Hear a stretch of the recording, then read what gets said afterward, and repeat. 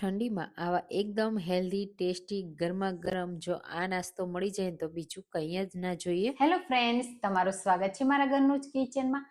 આજે આપણે બનાવીશું અઠવાડિયા સુધી ખાઈ શકાય ને તેવા એકદમ ઇઝી અને સિમ્પલ રીતે બનાવીશું મેથી પાલકના ઢેબરા. તો આ ઢેબરા છે ને તમે ટ્રાવેલ્સમાં લઈ જઈ શકો છો, સવારના નાસ્તા માટે, સાંજ માટે, ગમે ત્યારે બનાવી શકાય. તો ચાલો બનાવી. એના માટે મેં અહીંયા ફ્રેશ મેથી લીધી છે, એના પાન અલગ કરી લીધા છે અને અડધા બંચ જેટલી લીધી છે. સાથે ફ્રેશ પાલક, જે નાના પાનવાળી પાલક આવે ને એ મેં લીધી છે. સરસ રીતે તમે જુઓ સાફ કરી ધોઈ લીધી છે. અને સાથે પાલકથી અડધા આપણે ધાણા લેશું. તો મેં અહીંયા મેથી અને પાલક અડધો અડધો બંચ લીધી છે. હવે બધી વસ્તુને આપણે પહેલાં આ રીતે કટ કરી લેશું.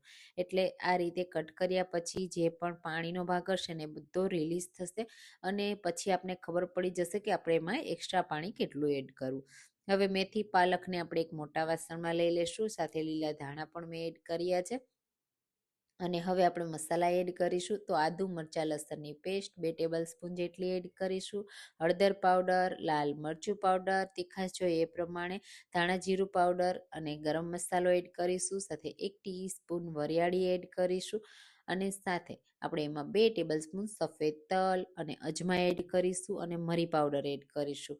તો બહુ સરસ એવા લાગશે, પચવામાં એકદમ હળવા. અને જો તમે વેટ લોસ કરતા હોય ને તો એના માટે પણ બેસ્ટ છે. તો હું અહીંયા મોણ એડ નથી કરતી, એના જગ્યાએ હું અહીંયા દહીં એડ કરું છું. દહીંના લીધે એકદમ સોફ્ટ બનશે, દાંત વગરના લોકો પણ ખાઈ શકશે. પહેલાં બધી વસ્તુને હાથથી મિક્સ કરી લેશું. હજી આપણે આમાં મીઠું એડ નથી કર્યું, તમે પહેલાં જ મીઠું એડ કરી શકો છો. આ રીતે હાથથી મિક્સ કરશું ને એટલે પાલક મેથી સાથે બધા મસાલા મિક્સ થઈ જશે. તો તમે આવા પાલક મેથીના ઢેબરા ઠંડીમાં બનાવો છો કે નહીં ચોક્કસથી કહેજો. અને હા, મારી રેસીપી કઈ સિટીમાંથી જુઓ છો ને એ પણ મને જરૂરથી કહેજો. મિક્સ થઈ જાય ને એટલે બધું પાણી રિલીઝ થશે. પછી આપણે એમાં લોટ એડ કરવાનો. તો 2 કપ બાજરાનો લોટ. તો અહીંયા મેં થોડી જુવાર પણ પીસવામાં એડ કરી હતી એટલે વ્હાઈટ કલર જેવો થયો છે. અને 2 ટેબલ સ્પૂન જેટલો આપણે એમાં એડ કરીશું ચણાનો લોટ. ટેસ્ટ માટે મીઠું એડ કરી દઈશું અને સાથે ગોળ એડ કરીશું. તો અહીંયા હું ગોળનો પાવડર એડ કરું છું ને તો મેં આ રીતે લાસ્ટમાં એડ કર્યો. તમે ગોળ એડ કરતા હોય ને તો પહેલાં જ મિક્સ કરી દેવાનો એટલે પ્રોપર મિક્સ થઈ જાય. હવે બધી વસ્તુને પહેલાં મિક્સ કરીશું અને પછી એમાં જો જરૂર લાગે ને એટલું જ આપણે પાણી એડ કરવાનું છે. કારણ કે મેથી અને પાલક ઓલરેડી ભીના હતા ને તો એમાંથી પાણી રિલીઝ થશે, એનો રસ રિલીઝ થશે. એટલે તમારે લોટ ઢીલો ન થઈ જાય ને એનું ખાસ ધ્યાન રાખવાનું. અને બાજરાના લોટમાં આમ પણ પાણી ઓછું જોઈતું હોય છે, એટલે આ રીતે થોડું થોડું એડ કરતું જવાનું, લોટને મસળતો જવાનું. બાજરાના લોટમાં જરા પણ આપણે પાણી વધી જાય ને તો એને વણવામાં બહુ પ્રોબ્લેમ આવે છે, એટલે ખાસ એ ધ્યાન રાખવાનું. આ રીતે પાણી એડ કરતું જવાનું અને લોટને થોડો કઠણ જ આપણે રાખવાનો છે. એટલે આ રીતે મસળી અને સરસ ભેગો થાય ને એવો કરી લેવાનો. અને આ લોટને કોઈ રેસ્ટ દેવાની પણ જરૂર નથી, તરત જ આમાંથી આ નાસ્તો તૈયાર કરી શકાય છે. બસ આ રીતે જોઈ લેવાનું કે એનું બોલ્સ બને છે કે નહીં. પછી તરત જ હાથને ધોઈ લેવાના પાણીથી. અને આટલો લોટ બાંધવામાં આપણે પાણી તો અડધા કપ જેટલાની જરૂર પડી છે. હવે જે લોટ છે ને એને મોટી સાઈઝનું એક લુવું તૈયાર કરી લેશું. અહીંયા હાથમાં મેં કોઈ તેલ નથી લગાવ્યું, ડાયરેક્ટ આ રીતે લુવા કરી લેશું. હવે વણતી વખતે આ જે લોટ છે ને એ પાટલીમાં ચોંટી જાય છે, એટલે ચોંટે નહીં ને એના માટે આપણે યુઝ કરશું બટર પેપર અથવા કોઈ પણ પ્લાસ્ટિક શીટ લઈ શકો છો. અને એ પણ ન લેવી હોય ને તો તમે પાટલી ઉપર ડાયરેક્ટ પણ વણવાની ટ્રાય કરજો. પણ લોટ છે ને તમારે કોરો વધારે એડ કરવો પડશે. હવે આ રીતે થોડો થોડો કોરો લોટ એડ કરતા જશું અને આ રીતે ફેરવતા જશું અને વણતા જશું એટલે સરસ રીતે એક સરખું વણાઈ જશે. તમે જુઓ આ રીતે થોડો મેં ઉપર પણ કોરો લોટ એડ કર્યો છે, જેના લીધે વેલણમાં લોટ છે ને બિલકુલ ચોટે નહીં અને એક સરખું વણાય. તો આ જે ઢેબરા હોય ને એ થોડા જાડા હોય છે, ખાવામાં પણ સરસ લાગે છે અને 8 દિવસ સુધી પણ તમે રાખો ને તો પણ ખરાબ નથી થતા. તો આ રીતે બસ થોડા થોડા વણતા જવાના સાઈડથી અને સરસ રીતે એક સરખા કરી લેવાના.